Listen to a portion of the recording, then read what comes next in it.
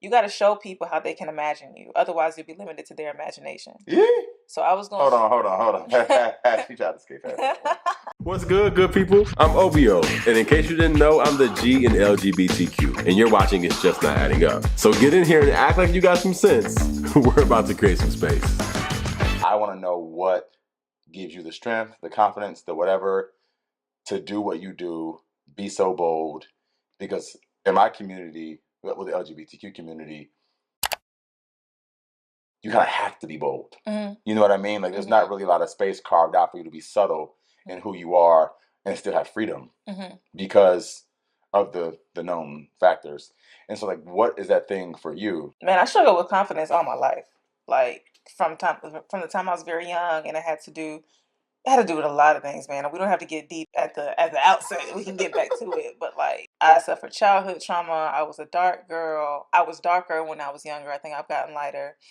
And I just didn't fit in. I did a lot of trying to people please, a lot of trying to find my niche, my community. And I think I was put in a position to where I had to have community. I was accepted onto a dance line when I was in college. And if I'm being honest, purely because my coaches believed in me and they saw my passion and they just loved the spirit that I would have brought to the line, because all the other girls were trained classically. I had not had that training. But they saw me as somebody who would be core to my group. And I mean, you pledged, I didn't pledge, but it was a similar experience of what everybody brings to that. And so with that, girls I probably wouldn't have been friends with became my closest friends. And that process within itself, coming from the country, coming from a small town, not knowing anything about this sort of HBCU quasi-Greek life and what it meant to be brought into something, brought into like a lineage of things, having to earn that. I had no clue what it was like. And so I took a lot of things personally. Yep. And so I say all that to say, when I finally did begin to exercise my muscle of confidence, it came down of a choice to not take things personally, even though it's easier said than done. And even in making that choice, you still go through trying to understand what that feels like, not taking things personally, trying to actively push things to the side. So it's not like a one and done. But the ultimate choice was, am I going to let my fears and my doubts surrounding this thing that I want to do control whether or not I do it? Confidence, I link with courage. You know, it doesn't mean the absence of fear. It means the choice to do it in spite of being scared. That's what being brave is. That's so crazy you say that. Literally, I have this written down. My mantra is, when I can't be confident, I'll be courageous. Practicing being courageous is what allows you to be confident, because you are less and less afraid of what's to come. Yep. Or at least you know what that possible failure feels like, and it's not as scary anymore. Fear is not real. Danger is real. But once you choose not to be afraid of it, you can actively engage with danger. That's so good. Yeah. That's so good. I think for creatives to understand, like, fear is just like a visceral response to something that is not even legitimate. You don't know the specific outcome that will happen. What do you think our fear is? Fear of what? Fear of being laughed at. Fear of not making it. Fear of embarrassment. Fear of everything people said about you being correct. Or being shown on a platform. Like, if you were to fuck up on a major platform, once you get there, that's what people are waiting on. And I mean, and it may not even be what a lot of people are waiting on, but there are people who have said things to you in your life that have stuck with you. For sure. Negative things hang with you for the longest. For sure. And you remember those specific things that they said, the specific way that it made you feel. And there's part of you that wants to prove those people wrong, but there's also part of you that fears, like, them being right. Yeah. I don't want to get somewhere, and I don't want to have done all of this. And so that kind of that feeling stays with you, because I don't want to get to this level and be on the top for so long and then still end up showing this person that they were right. Yeah. Or giving this person another reason to talk about me. Yeah. You know? I even think about, if I don't have faith, I can't get anything done. Because the sacrifices I'm making today are only connected to where I think I will end up. But if I don't end up there, I'm about to live my life. And I think a lot of people are afraid to make those sacrifices, because, like, if I don't get there, I wasted my 20s. I didn't party. I was in here editing. I was in here creating. I was in here doing all this stuff to hopefully get to this dream. But if it doesn't happen, what did I do it for? And so I think a lot of us have to understand that life is not a destination. It's a journey. You know, like, we're not really here to, like, get somewhere. We're here to do something. How vital is community for you, and also is like your micro community, your macro community? Which one's more important? How do you lean into each group? What does that look like? Community is the tenet in my life. I was a community service scholar at Spelman. I got a scholarship for serving my community. So it's always been a part of my brand before I even had a brand. Yeah. I think it's so important to advocate for a community so your community doesn't have to stay the same way. Like my community, as far as my extended family, specifically in Mississippi, is what drove me in the direction that I was going in. It's a lot of poverty. It was alcoholism. It was domestic abuse, sexual abuse, like murder here and there, like racism. Yeah. And being very young in that environment, I didn't understand all of it. But somehow, and this is discernment has carried me throughout my entire process, my entire life, but I knew it had to do with us being Black. I knew that was somewhere in there, and I wanted to figure out what that piece was. And that's the macro part of it. But micro community means for me, and I was having this conversation with my boyfriend last night, who is, jump starting his own creative, his own entrepreneurial pursuits. And he was talking about people saying your customers are your real friends because your friends might not purchase your product. Your friends might not watch. They may not subscribe. But I've learned over time that one, you got to open your mouth and say what you want, even to the people around you. Everybody not a mind reader. Thanks. There are times you have to say, hey, will you watch this episode? And that's okay. And that's you practicing communication. So that's one. But two, for me, my friends buying my merchandise or watching my videos isn't the most important part. My friends being there when I am weighed down as a creator, when I'm emotional, when I am overwhelmed, when I'm exhausted, and having someone to help me pour back into myself, that's the most important part to me. Because when you're like us and you want to ride so hard for your larger community, there's a lot of weight we put on our shoulders, and people don't ask us to, but we feel called to, and so we take it and we try to release it. And people don't like it when we want to release it. They don't like it when we've done what we are supposed to do in our role in it. But yeah, I just need people to be those stakes in the ground for the tent that I'm building. I get it. I get it. I think it's, even for me, my community has to respect my boundaries. One more time for the people in the back. Because it's so vital.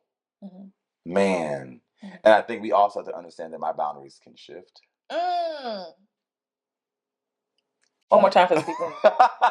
We have to understand that my boundaries can shift, because I think for a lot of us, for me, I'm coming into new friendships, because I suppressed my sexuality for a while, and I built friendships in that space that made my suppression of self comfortable. And so when I found freedom, I found other people who were free. And so my community has shifted in a lot of ways, but I still have a few friends that I've known for a long time.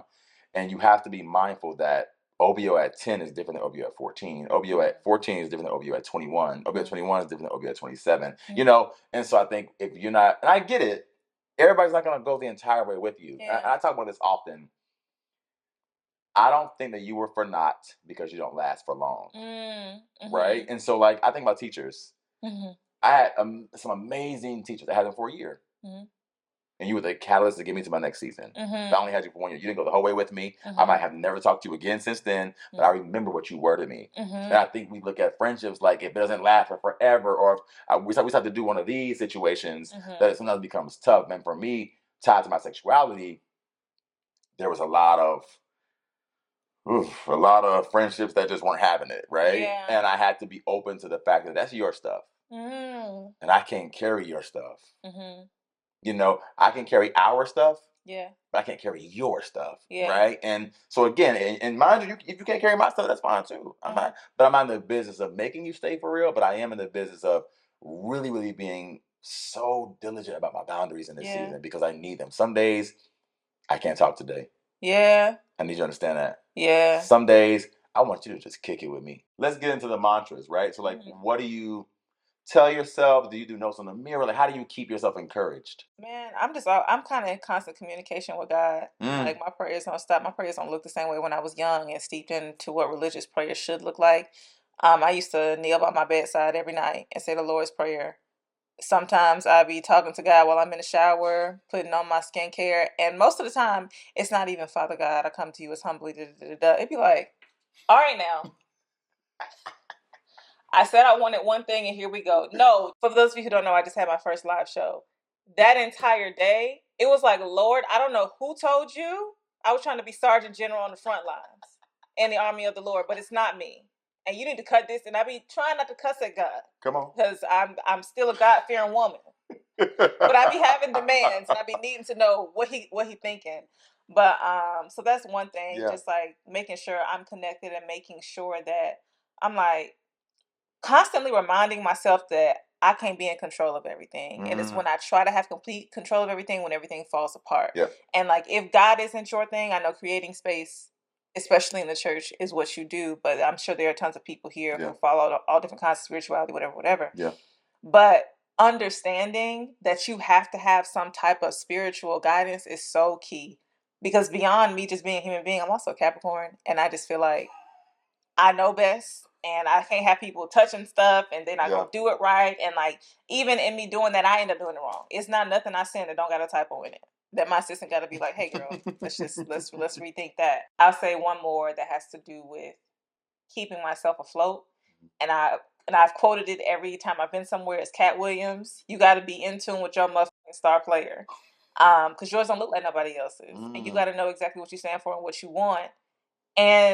And that's also how you build that confidence piece. Like, once you and your star player are in tune, can't nobody tell you nothing different. It's one thing to be open and accepting to constructive criticism, but you should never lose sight of your goal. Unless your goal is hurting other people. You know what I'm saying? And being open to learn. But other than that, a mantra I've had since the beginning, because of what I do, talking about Black issues, talking about Black history, talking about feminism. A lot of people hear those buzzwords and turn their ears off. They don't want to hear, oh, here goes somebody preaching. Oh, goes somebody telling me about the 12 Black history leaders that I already know. And there's nothing else for me to learn. You got to show people how they can imagine you. Otherwise, you'll be limited to their imagination. So I was going to... Hold on. She tried to escape that. You can read it in articles. It's not news. Hello. But no, you have to show people how they can imagine you. Otherwise, you'll be limited to their imagination. So I was going to, one, sit in my parking lot. So you could wonder what the fuck are you doing in your parking lot. I was going to show up fine. I was going to be funny. I was going to give you the lingo you are very familiar with and talking to your cousin now. So you will be engaged. After look. And I be trying and I'm running out of clothes.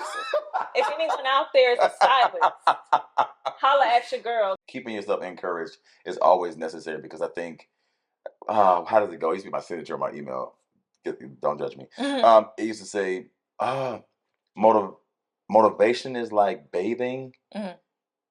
That's why you do it daily. I can't remember. Something along the lines of something like that. Everybody don't bathe daily. It's fine. I'm here. I'm here. Please bathe daily. But twice a day if you're lucky. But I feel like, that's a thing. I think we think, okay, like, even for myself, I would say it's about church. I would leave church so encouraged sometimes. And it wears off after brunch. You know what I mean? And it's like, I think we think that Sunday service is going to carry me throughout the week. And and at best, it may last to Tuesday, and it's like, you have to have things in your life, people in your life, spaces. For me, I'm big on space. Like, I mean, you guys have seen my career, but like, I'm big on, like, does this feel good in here? Like, how do I feel in my body? How do I feel in the space? Down to even diet. Like, am I eating things that fuel me in a way that makes me feel comfortable? All those things come together to make us who we are. And I think we can't trivialize checking in with yourself and the people you're around. A lot of us, and I'm saying this to my community specifically right now, get rid of some people. So I was going to be cute about it. I'm lying. Get rid of some people, because everybody can't go, man. I get it. You're trying to keep folks in the midst of them being homophobic. You're trying to keep folks in the midst of being transphobic, trying to keep folks in the midst of them being biased, racist. It just can't happen. You can't accomplish the goal. You can't get to where you need to be by trying to think you can just ignore or avoid or pacify or just... This is not how it works. You need to be around people who, they ain't got to see it for you, but they have to be committed to seeing it with you. You know what I mean? Like, you ain't got to see my dreams. I ain't mad at you if you don't get it. You ain't got to get it. But I need you to be committed to walking it with me. Does that make sense? Yeah, absolutely. Like, I just think that's just so important. So let's wrap this. So, so what advice, just if someone was struggling with being who they are, or they have an idea, or they feel called to something, what advice would you give them? Something you just said honestly reminded me of a piece that I had to perform to the incoming class of 2020 at Spelman. I was graduating in 2016. And if you ask my mama, she was like, Lynae, you was speaking that over your own life because I popped in the year 2020. But the piece was about vision, because 2020 vision, yada, yada, yada. But the very last line that I said, no one has your vision, so they cannot possibly govern your sight. So just like you said, there are going to be people who don't understand your goals, what your vision is for yourself. And so you can't let them tell you where to look. You can't let them put blinders on you. You know what I'm saying? And it's really tough, but it's honestly just the first thing that you do is make the choice to allow that type of feedback to go in one ear and out the other.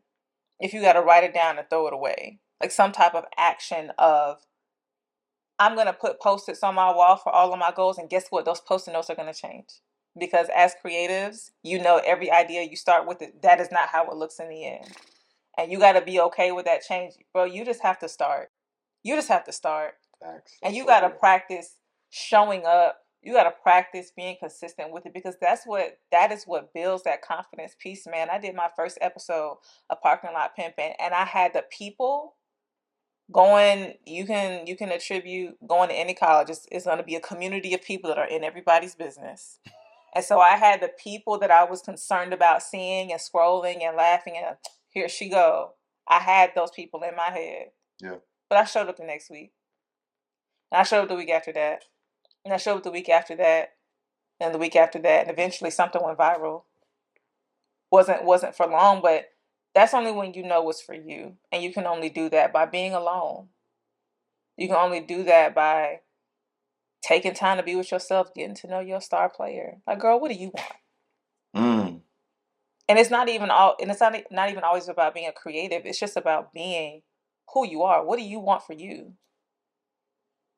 Period. What's up? Yeah. That's facts. I only thing I would add is never lose your filter. Never, and make sure it's clean. I think we think about one ear out the other. The same thing. Some things really need to get into your ear. Don't lose it. And for me, I receive the things, but it's going through my filter that you don't have. We all have our own individual filter.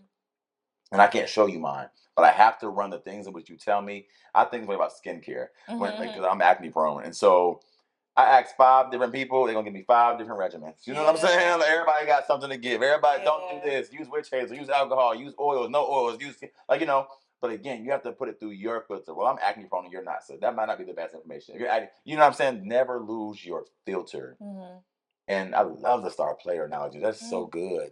Because I think it also sends a certain subtle, like, you got this, right? Yeah. Because, like, you're the star player. Yeah. You're not just a player. You're not just on the team. You're not riding the bench. You're the star of the show. Yeah. So be the star of the show. Yeah. Get out of my house. All right, listen. Keep creating space. I will see you guys next week. Peace. Bye. That was good. Come on. Yeah.